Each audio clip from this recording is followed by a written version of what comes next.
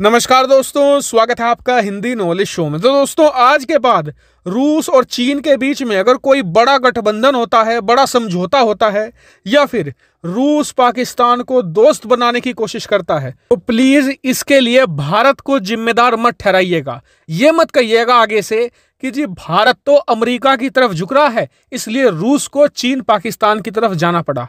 मैं ऐसा इसलिए कह रहा हूं क्योंकि आज भारत ने जो कर दिया है ना, और जो दोस्ती निभा दी है, उसके बाद तो रूस को चीन और पाकिस्तान की तरफ देखना भी नहीं चाहिए। क्योंकि आप ही सोचिए कि आज भारत ने रूस के लिए अमेरिका तक को मना लिया है। दरअसल हुआ कुछ ऐसा कि मैंने आपको कल शाम वीडियो बनाकर खबर दी थी कि क्वाड की एक बहुत ही महत्वपूर्ण बैठक होने वाली है, जिसमें भारत, ऑस्ट्रेलिया, अमेरिका और जापान के विदेश मंत्री ऑस्ट्रेलिया में जाकर मिलेंगे, बैठक करेंगे, चीन के खिलाफ रणनीति बनाई जाएगी। लेकिन मैंने आपको यह भी बताया था कि इस बैठक में अमेरिका, यूक्रेन और रूस का मुद्दा भी उठाएगा, और हुआ भी कुछ ऐसा ही। दरअसल आज जब क्वाड की बैठक शुरू हुई तो सबसे मेन टारगेट था चाइना। चाइना को लेकर पूरी रणनीति तैयार की गई, और अच्छी बात ये रही है कि ये रणनीति पब्लिक नहीं करी गई, इसे सीक्रेट रखा गया, और जो अच्छी बात भी है। लेकिन जब चीन के ऊपर पूरा प्रॉपर प्लान तैयार हो गया, उसके बाद चारों देशों ने अपने अपने मुद्दे भी उठाने शुरू किए। सबसे पहले भारत ने पाकिस्तान के अंदर जो आतंकवाद है उसको लेकर मुद्दा उठाया, और चारों देशों ने मिलकर इस पर स्टेटमेंट भी दिया और भारत का साथ दिया।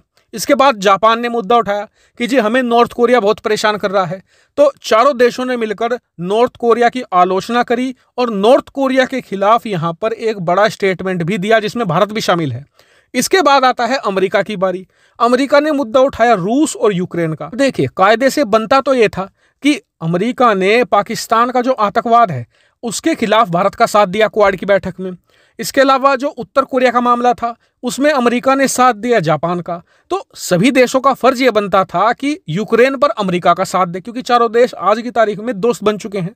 लेकिन भारत ने यह कहा अमेरिका से कि जी देखिए, यूक्रेन का मुद्दा आप यहां पर मत उठाइए क्योंकि हम फंस जाएंगे, क्योंकि आज की तारीख में यूक्रेन और रूस के मामले पर हमारा न्यूट्रल स्टांस है।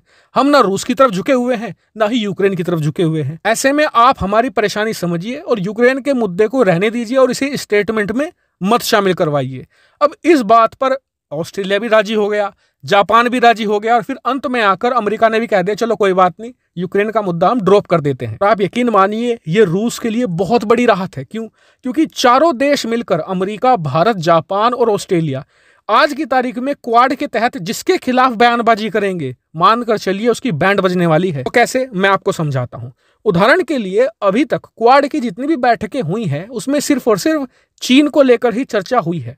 और आप देखिएगा, बैठकों के तुरंत बाद चारों देशों की नौसेनाएं आपको दक्षिणी चीन सागर में दिखी है। यहां तक कि भारत ने भी पिछले 1 साल में चीन के करीब दक्षिणी चीन सागर में अपने नौसैनिक युद्धपोतों को भेजा है। लेकिन आज पहली बार क्वाड की मीटिंग में नॉर्थ कोरिया की चर्चा भी करी गई है, और इसलिए आप देखेंगे कि आने वाले समय में चारों देश मिलकर नॉर्थ कोरिया की भी बैंड ऐसे ही बजाएंगे जैसे कि चीन की बजती आई है। लेकिन अब मान लीजिए कि अमेरिका के प्रस्ताव को भारत यहां पर एक्सेप्ट कर लेता और रूस को लेकर चर्चा की जाती क्वाड में, तो फिर ऑटोमेटिकली क्वाड की जो रणनीति है उसमें रशिया भी आ जाता। और आप सभी जानते हैं कि जापान के करीब जो रूस की ईस्टर्न फ्रंट है उस पर रूस फंस सकता था, लेकिन भारत ने इस स्टेटमेंट में रूस को नहीं आने दिया। इस वजह से फिलहाल के लिए रूस क्वाड के निशाने पर आने से बच गया है।